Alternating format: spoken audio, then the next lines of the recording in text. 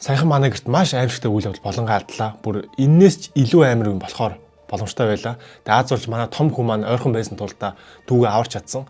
Тэгээ манайх гэртээ юм хүүхдэд хардаг юм камертай ахгүй юу? Камер дээр буусан тэр үеийн процессыг та бүхэн үзүүлэх чинь. Тэгээд бага насны хүүхдэд эцэг эхчүүд болон энэ одоо дүүнертэй хүмүүс байвал имчилгээ заавал үзээрэй гэж хүсэж байна. За тэгээ олон зүйл уншилтгүй юу болсон талаар өнөр хамтдаа үзцгээе. За 2025 оны 9 сарын 13 гэхээр нэг саяхан баггүй. Тэгээ оройны 19:39 минутын үед тэгээ манай гэрт ингээд ямар үйл явдал болсон бэ гэх юм бол за бичлэгийг үзцгээе. За энд ингээд манай баг хүмүүс маань байна. Баг хүмүүс маань ингээд гартаа асаагуур барьсан байгаа. Асаагуур. Тэр асаагуур нь энэ байна. Асаагуурыг барьсан байна. За одоо харцгаая өнөр. За ингээд арс. Тэр араа үс нь ингээд шатсаараа. Шууд нэг дараал шууд үс рүү ингээд явчихж байгаа. Тэр араа ингээд шокнд орсон ингээд яах вэ гэдээ ойлаад ингээд яач чадахгүй. Тэр орилоод байгаа. Тэнгуут хараа. Одоо агааг нь том ахыг хараарай. Газ очаараа. Газ дүүгаараа. Хөөх юмд бүр ингээд айцсан. Тэг би гэртээ байж таарсан. Тэгэд орилж явахад нь эдрийг тоглоод байгаа юм болов яасан юм болов гэж. Тэг манай хүүхд над руу орилол аава чи энийг ахгүй яасан бэ? Энийг яагаад энэ ч тавьчихсан бэ? Болохгүй штэ. Би чамд хэлээ үсттэй. Ёо гээл тэгж байгаа. Тэг над руу ингээ маа том хүүхд нь орилоо шокнд орсон. Яг одоо эмнэлэг рүү яв. Яг одоо доктор руу яв. Яг одоо эмнэлэг рүү хавж яв гэд ингээд маа хөрөг том хүмүүс ингэж байгаа байхгүй. Хөрөг царайг нь хартаа. Иви. Хөрөг амар шокнд орсон.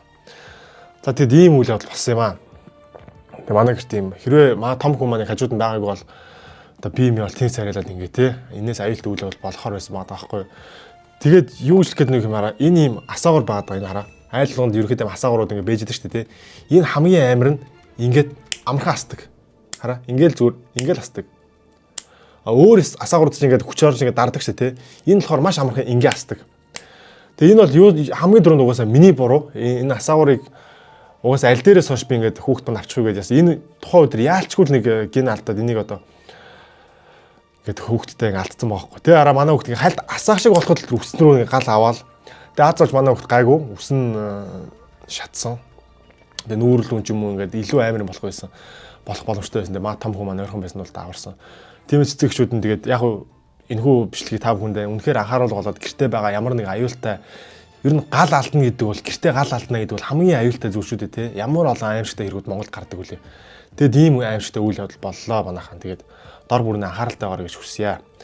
Иймэрхүү ийм амархан хасдаг асаагаараа энэ амар амархан хасдаг. Ингээл шууд нэг хэрвээ ингээд бүр илүү амар юм болвол яан тийм ээ. Тэг хамгийн гол нь бага насны хүүхдүүдтэй те.